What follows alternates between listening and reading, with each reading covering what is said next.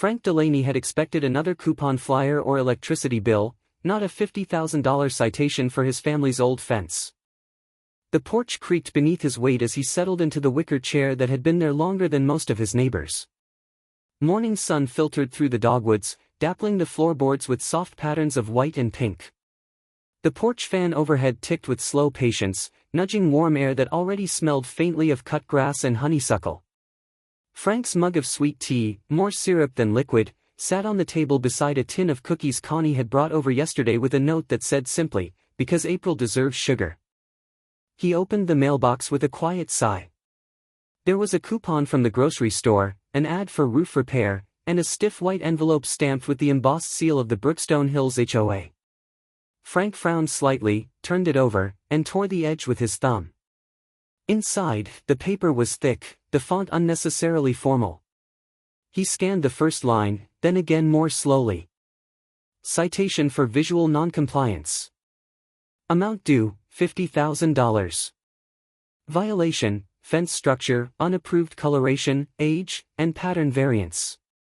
For a long moment, he simply stood there, envelope in one hand, tea in the other. The fence in question was his father's, built before half the homes in Oak Ridge Crossing even existed. Cedar boards, hand-planed, stained a deep russet. The hinges had been oiled 2 weeks ago. It never creaked, never leaned. And now, apparently, it was too much. That fence had stood for 46 years, his father built it with a hammer, a jug of sweet tea, and a quiet sense of pride. He went back to the porch, set the letter on the table, and sat down again. Connie's wind chimes sang a slow lullaby from next door. He stared out across the yard, where the morning light touched the fence like it remembered. The Saturday open-air review was held beneath a row of white tents just outside the community center. Tables had been set with printed agendas and plastic pitchers of lukewarm lemonade. Folding chairs lined up in rows, name tags handwritten in red marker. Margot Bellamy stood at the front, clipboard in hand, hair pinned tight, smile stretched polite but thin. "Mr. Delaney," she called out as he arrived. "Glad you could join us. We've been reviewing minor infractions." Frank nodded once, not moving beyond the edge of the group. "I got the letter." Margot gestured to a corkboard behind her, where several laminated photos had been thumbtacked in neat columns. One close-up showed his fence from the street, the afternoon sun hitting the wood at just the right angle to bring out every weathered groove. "This one has disrupted visual continuity," she said, tapping it with her pen. "It no longer aligns with HOA-approved standards for street-facing structures. As you'll see, we've begun a uniform fencing campaign. Yours predates it." There were a few murmurs, the kind that slipped between sips of lemonade and reluctant nods. Frank said nothing. He looked at the photo, then at Margot. His gaze didn't waver, but it didn't challenge either. It simply took in the moment like a man measuring weather before planting seed. When she was finished, he gave a short, courteous, "Thank you," and left. That evening, he pulled down the attic stairs and climbed up with a flashlight in one hand and a dust mask in the other. The map tube was where he'd left it, tucked between a crate of Christmas lights and a box labeled Marie's Linens. The cap cracked a little as he pried it open. He rolled out the contents carefully on the dining table. The map was yellowed, but the ink held strong. His father's neat, square handwriting marked the corners of the property, down to the mailbox. Near the back boundary was a label he hadn't paid attention to in decades. Drainage Utility Easement, recorded, County Clerk, 1978. Not under HOA jurisdiction. He traced the line with a finger, slow and steady. The phone on the wall buzzed. Frank picked it up. The voice on the other end was warm but dry. "Frank, that you?" "Gideon," he said, smiling faintly. "Still got that county code binder?" The voice chuckled. "If they're touching what your daddy built, it might be time to touch back, with ink." Frank hung up, rolled the map back into the tube, and carried it into the garage. The smell of old cedar and motor oil greeted him like a memory. He flicked on the overhead bulb. In the corner, under the old workbench where his father had kept extra screws sorted in baby food jars, sat a dusty gray box. A faded label on the front read, Delaney Fence 78. He circled a section on the map, set it aside, and walked into the garage. A dusty box labeled Delaney Fence 78 waits under the workbench. Frank didn't plan to argue. He planned to invoice. The garage smelled like sawdust and dry rust, with a sharp edge of copper wiring. Frank leaned over the table, tracing lines on a yellowed blueprint that had survived 3 presidential terms and 2 major paint spills. His pencil moved slowly, measured not in inches but in principle. Somewhere in the rafters, a squirrel scurried. The morning sunlight knifed through the high window and glinted off the edge of a rusted vice grip. He remembered his father saying, "Don't build fences to keep out trouble, build them so trouble knows where it ends." A soft knock echoed from the screen door. "You still live in there or you finally built a legal bunker?" Gideon's voice cracked through the air like old vinyl. Frank wiped his hands and opened the door.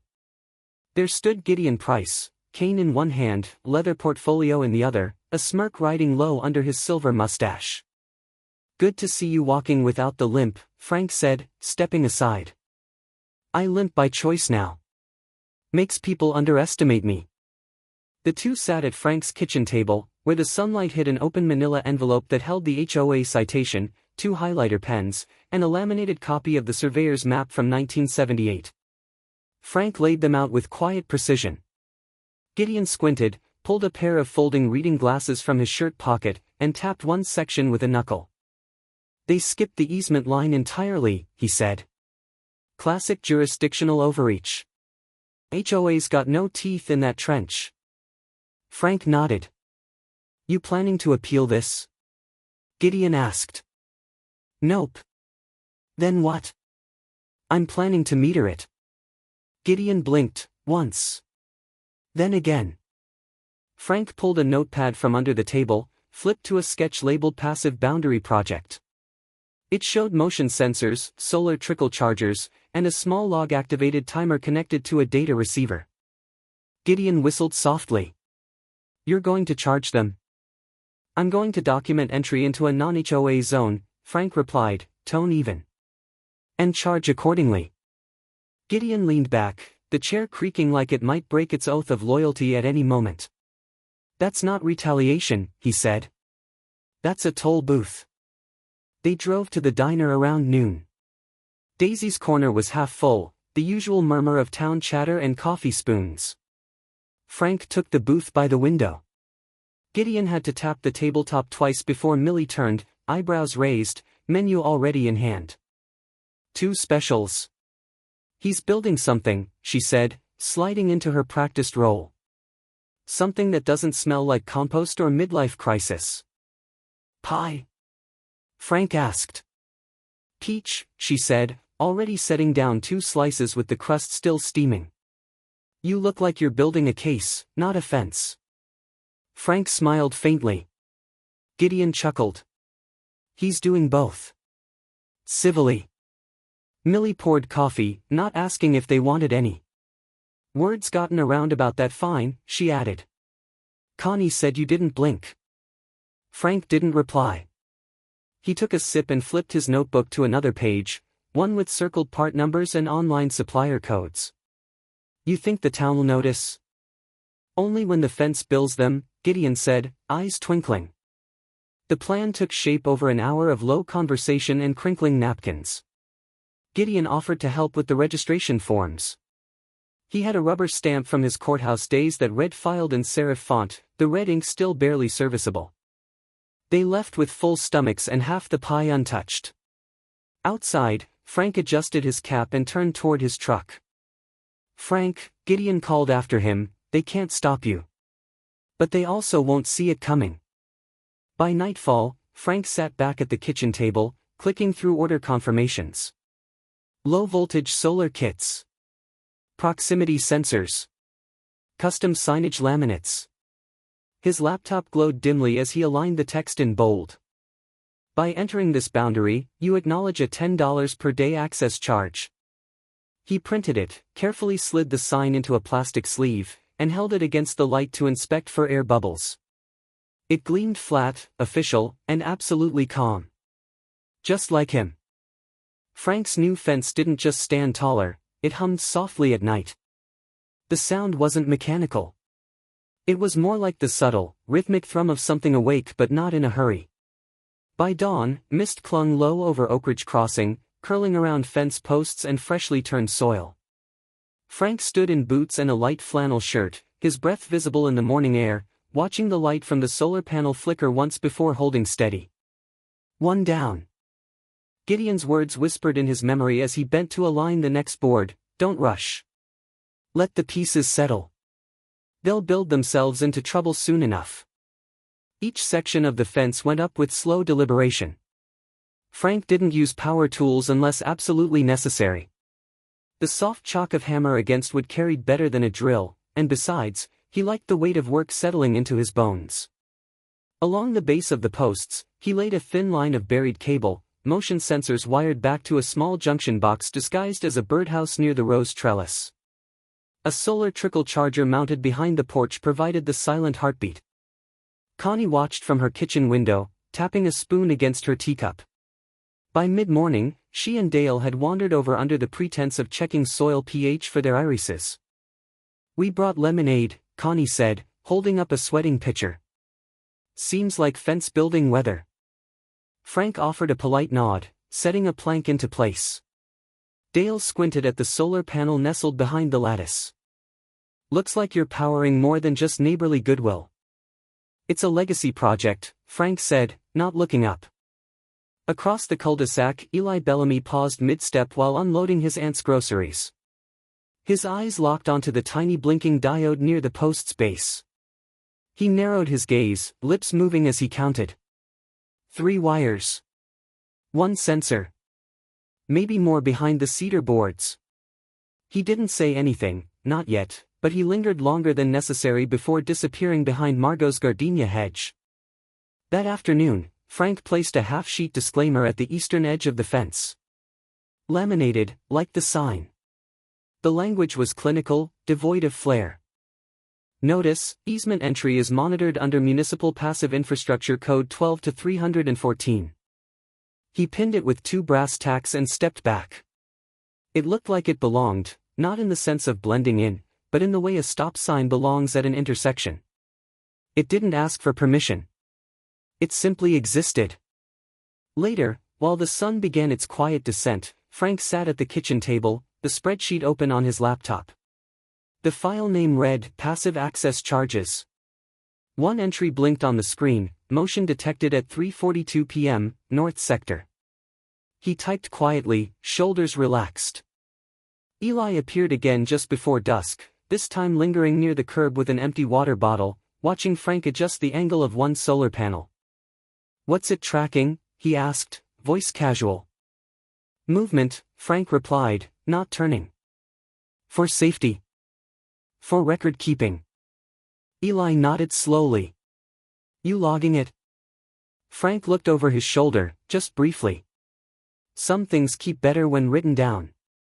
The boy tilted his head and walked off, but not before glancing back a second time. The next day, Frank planted the final post.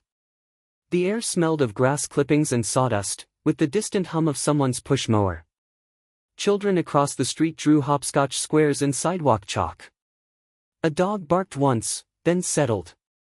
He took the laminated sign and centered it on the inside panel. Data logging active. He nailed it in with deliberate care, each strike of the hammer sharp and sure. Just as he stepped back, Margot's silver SUV rolled down the street and came to a full stop across from his driveway. Her tinted window lowered halfway. Frank tipped his cap once, brief and polite. She didn't wave, didn't speak. The window rolled back up. He turned, went inside, and sat at the writing desk his wife had once used for Christmas cards. The envelope waited, already stamped and addressed in tidy block letters. To Brookstone Hills HOA. Initiation of easement fee structure. He pressed the flap shut, smoothed the edge, and set it aside. By Tuesday morning, the Brookstone Hills HOA received something they'd never seen before, an invoice, from a fence. It arrived in a standard white envelope, postmarked locally, addressed in tight block letters to the HOA treasurer. The return address read simply, Frank Delaney, Oak Ridge Crossing. Inside, the formatting was precise. The header read, Notification of Passive Use Fee, HOA Entry. Below that, a table listed times, dates, coordinates, and unique ID codes. At the bottom, one line stood alone, remit payment within 14 days to avoid accrual. Frank didn't leave the porch that morning. He sat with a clipboard on his lap, sweet tea sweating beside him, the metal mailbox flag still raised. From his vantage point, he could see Connie walking her terrier in its usual zigzag pattern while Dale followed, several paces behind, carrying a thermos and a pair of binoculars he pretended weren't for watching people. Inside the HOA's converted sunroom office, Margot Bellamy held the invoice like it might leak ink. The board members sat in lawn chairs borrowed from the rec center. No one spoke. The paper trembled slightly in her hands, not from fear, but from the audacity of it. "It's absurd," she said at last. "A fence cannot send bills." "The fence didn't," murmured Susan, the HOA secretary. "Frank did." Margot pressed her lips into a flat line and dropped the document onto the table like it was contagious. "Ignore it." Back at the diner, Millie refilled Frank's coffee without a word. The postman, Jerry, stood at the counter eating a slice of coconut pie and chuckling. "Saw your envelope," he said, raising a brow. "Looked official." Frank didn't answer. He simply opened a folded copy of the municipal easement ordinance and laid it flat on the table beside his plate. 2 days later, a second envelope arrived at the HOA office. This one had a QR code in the corner. The itemized list was longer, entries logged from a motion sensor, each with precise time stamps. Attached was a laminated copy of the registration form Frank had filed with the county clerk's office, bearing the official seal. It also included a note. "Due to continued easement intrusion, access fee has entered active tracking. Payment optional, accountability is not." That evening, Connie leaned over the fence and whispered, "That fence is charging rent now." She handed Frank a jar of pickles without elaboration. Dale, standing at the edge of the driveway, was jotting notes into a pocket notebook. Margot's voice echoed across the cul-de-sac the next morning as she entered the HOA office. "Emergency meeting. No agenda. Close the blinds." Frank watched her through the slats of his porch window. He noted the time, 9:47 a.m., and made a small check mark beside a calendar note labeled Second Wave Hits. Inside the meeting, Margot addressed the board with tight shoulders and sharper words. "This is intimidation," she said. Gideon's letter arrived mid-session. A certified envelope with the Delaney return address was passed silently to her seat. She opened it slowly. Inside was a single page, titled Notice of Municipal Compliance. On the reverse side, in Gideon's crisp serif font, were city code excerpts with highlighted sections underlining that the HOA had no authority over non-governed easement zones. Margot said nothing. She turned the page over again, stared at the signature block at the bottom, and tapped the envelope twice against her thigh. That afternoon, Frank tacked a neatly printed notice onto the local bulletin board outside the diner. It read, "To whom it may concern, access data is now public. If questions arise, please consult your own minutes before mine. FD." The next day, Jerry shuffled up to Frank's porch just after noon, a damp envelope in one hand, coffee thermos in the other. "Thought you'd want to know," he said, adjusting his cap. "The HOA treasurer asked me how to pay a private citizen." "That's new." Frank hadn't meant to spark a movement, but by Friday, folks were knocking on his fence just to say thanks.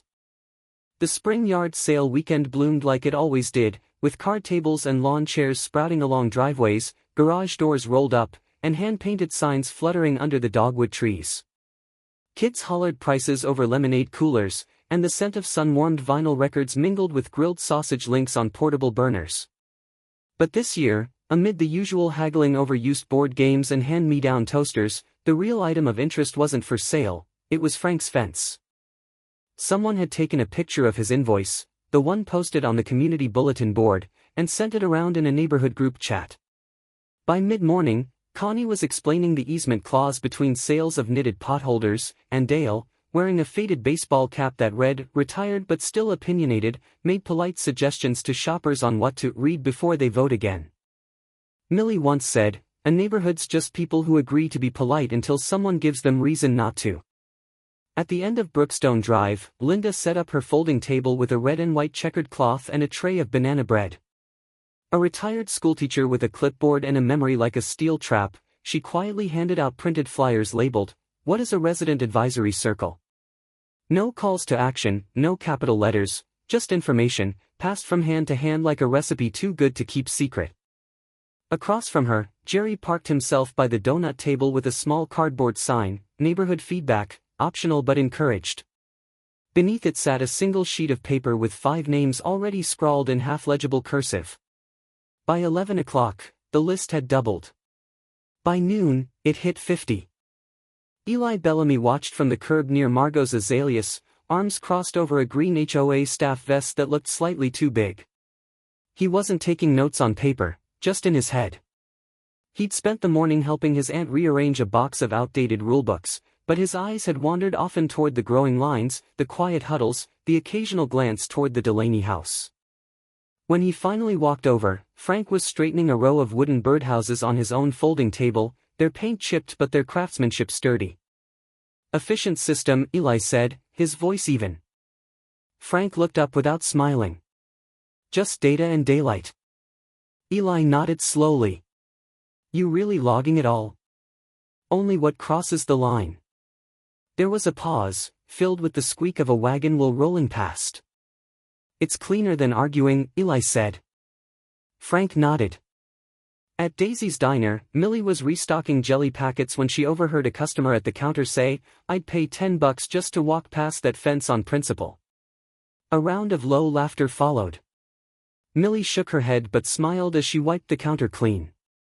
By Saturday's close, the yard sale tables emptied, and the town had something new to talk about. The HOA's vice president, a man with a thinning hairline and a permanent sunburn, approached Frank just as he was packing up the last of his books. "Off the record," he said, glancing around, "some of us didn't vote for that fine, you know." Frank didn't answer. He tucked the books into a canvas bag and handed the man a leftover lemon square from Connie's tray. The vice president took it, embarrassed but grateful. That evening, as shadows stretched long and the air cooled just enough to stir the curtains, Margot walked past Frank's house. She didn't glance at the fence. Didn't look at the porch. Just walked, slow and deliberate, all the way to Gideon's house. There, her car stopped. Engine idling. Lights off. And for a long moment, she didn't move. The fence never spoke, but now it had the whole neighborhood listening. It stood just as it had the day before, wooden, neat, unassuming, but somehow it loomed larger now. Neighbors paused mid-walk to glance at it. A few nodded. Some leaned in to read the sign again, as if the words might have changed overnight. But the fence didn't change. The change was happening elsewhere.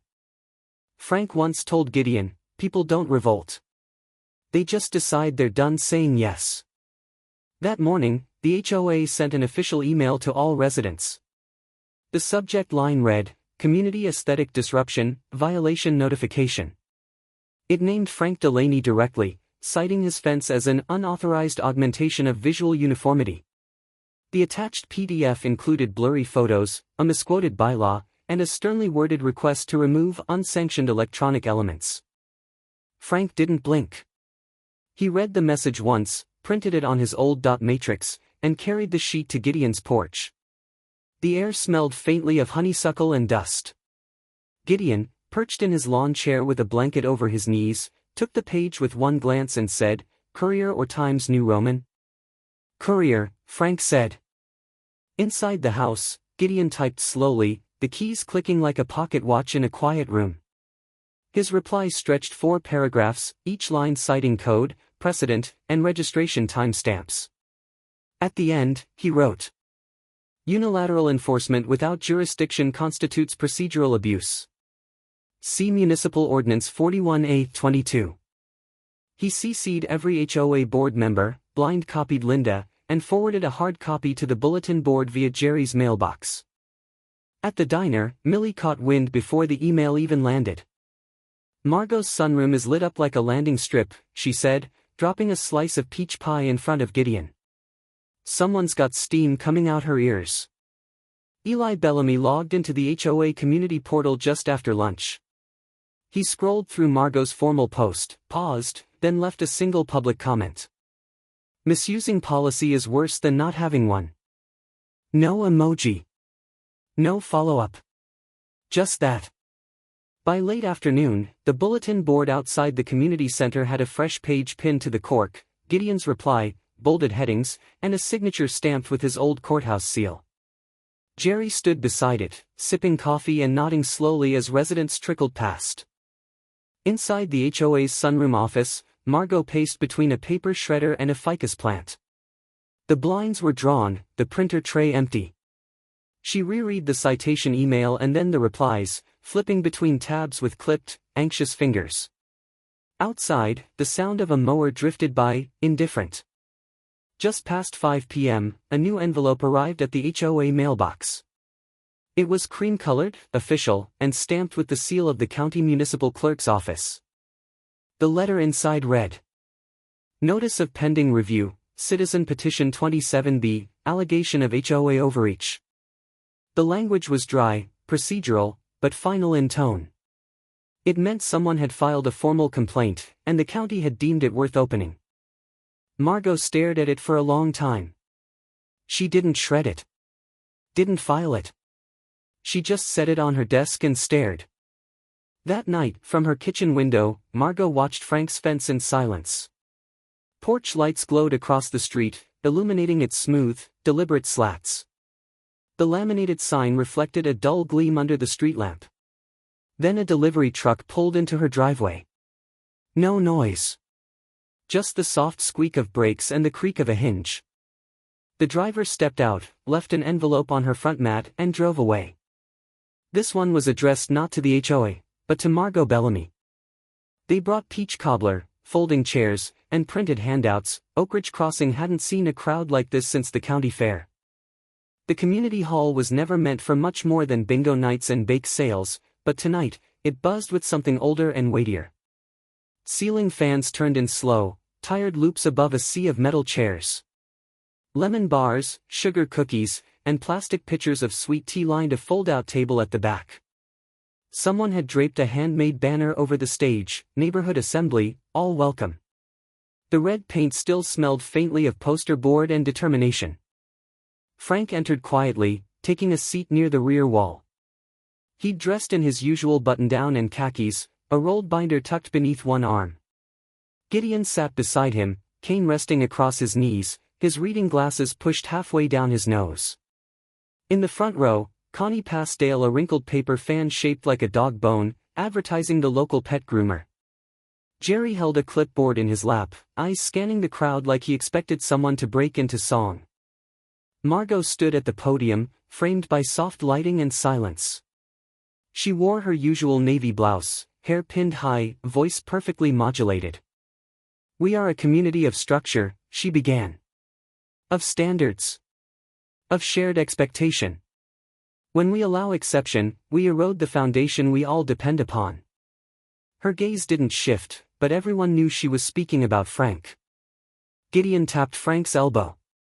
Frank stood, walked to the front without hurry, and handed Gideon 3 neatly folded sheets, the easement contract, and 2 invoices stamped received by the HOA's treasurer. He didn't speak. Just nodded once, then stepped aside. Gideon rose slowly, unfolding the pages like scripture. "Truth doesn't need to shout," he said, voice carrying farther than expected. "Just show up in writing." He cited 3 municipal codes, including the one Oak Ridge Crossing had unknowingly triggered when issuing fines beyond jurisdiction. He referenced the easement's original grant, the notarized updates, the approval from the county office, complete with date stamps. And, he said, holding up a printed screenshot, their own HOA bylaw, no penalties may be issued for properties outside structural authority lines. A few heads turned. Murmurs began, soft at first. Eli stepped forward next. He looked younger than usual, in a pressed collared shirt and dark jeans, hands clasped loosely in front of him. "I helped Margot log fence violations," he said. "I also looked at what Mr. Delaney built." He turned slightly, speaking to the room, not the podium. "It's not invasive. It records motion only at the boundary line. No cameras. No sound. No identification beyond timestamp. It's not surveillance, it's a receipt for where your feet go." A moment passed. Then Linda stood. "I got fined last summer," she said, "for planting orange lilies instead of HOA-approved yellow ones." Chuckles. Then Jerry raised his hand. "We've got 64 names on the petition," he announced. "Calling for a vote of no confidence." Margot's shoulders stiffened. "Tonight," he added. Someone in the back called out, "Here, here." A stack of half-crumpled ballots made its way down each row. Some still had cookie crumbs on them. A few were smudged from lemon bar glaze. The vote was silent but swift. Frank didn't watch the count. He stepped out into the cooler air, letting the door swing closed behind him. The evening sky was tinted lavender, the scent of cut grass carried on the wind. Porch lights flickered on across the street like stars finding their places. Inside, applause echoed through the walls. Near the flagpole, Eli stood with a small group of younger residents. He was explaining something with both hands, using words Frank couldn't hear, but the intent was clear. They were listening. Frank watched for a while, then smiled and nodded. Just once. It was enough. Margot moved out quietly. No ceremony. But the fence stayed, and the sign changed. It was a Tuesday, the kind of spring afternoon that made the world feel freshly washed. The dogwoods were in bloom again, their petals scattering across lawns like soft confetti. No moving truck. No goodbye party. Just the sedan with the trunk tied shut and the HOA binder left sitting on the porch bench, its pages fluttering in the breeze until Linda picked it up and placed it gently in the donation bin outside the library.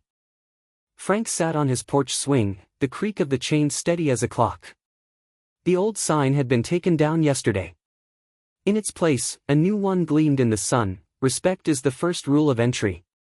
He leaned back with a glass of tea in hand, watching the world turn a little more slowly than it used to. And better for it. He remembered his father's words: "Legacy is what stays behind when you stop talking." Across the yard, Eli crouched beside a folding table where a group of kids were painting miniature birdhouses and stacking cedar slats. He showed them how to tuck a tiny sensor into a model fence post, explaining in the calm, patient tone of someone who'd figured out that teaching was just another way of remembering. Connie and Dale arrived with folding chairs and a paper plate of raisin cookies. Jerry passed through with a jug of lemonade and a nod. Linda sat beneath the sycamore tree with a stack of petitions she no longer needed, humming a hymn no one quite recognized. Gideon sat by the porch steps, his cane propped against the railing, a half-full mug of coffee balanced on his knee. A legal pad rested in his lap, but the pages were blank. He didn't need to write anything today. "Sometimes you win by staying," he said, not looking up. Frank smiled faintly. "Sometimes you win by letting someone else take over." Eli crossed the lawn then, his arms full of papers, wires, and a half-finished wooden plaque. Frank stood slowly and met him halfway. "I think it's your turn now," Frank said, handing him a small, tarnished key from his pocket. "It's for the lockbox. Bottom drawer in the garage. Holds everything that's ever mattered to this fence." Eli looked down at the key. "What if I don't know what to do with it?" "You'll figure it out," Frank replied. "But don't rush. Let the pieces settle." Millie arrived a little later, apron still on, a warm basket in her hands. "I brought biscuits. And gossip, but the biscuits are fresher." The kids squealed as the scent hit them. Frank waved her onto the porch, where she deposited the basket with a wink before joining Gideon in the shade. As the sun dropped lower and painted long shadows across the grass, Eli walked to the edge of the fence. He stood there for a moment, the final light catching in his hair. Then he reached into his satchel and pulled out a strip of wood no bigger than a book spine. On it, hand-carved and stained dark, were 9 simple words. He pressed it into place beside the new sign. Built by fathers. Respected by sons. Guarded by all. Frank didn't say anything. He didn't need to. The porch swing creaked once, softly, and the fence behind it stood still. On a warm spring afternoon, as laughter echoed across porches and small hands painted birdhouses under blooming dogwoods, the fence that once stood alone now stood for something more. It had started with one quiet man, a line in the soil, and the belief that dignity shouldn't come second to regulation. When authority forgot its purpose, the community remembered theirs. Sometimes, the strongest resistance is calm, lawful, and shared in silence. Like a lantern left on in a window, even the smallest stand for fairness can light the way for an entire neighborhood. And maybe, just maybe, it's never too late to listen, to stand together, and to redraw the lines that matter most.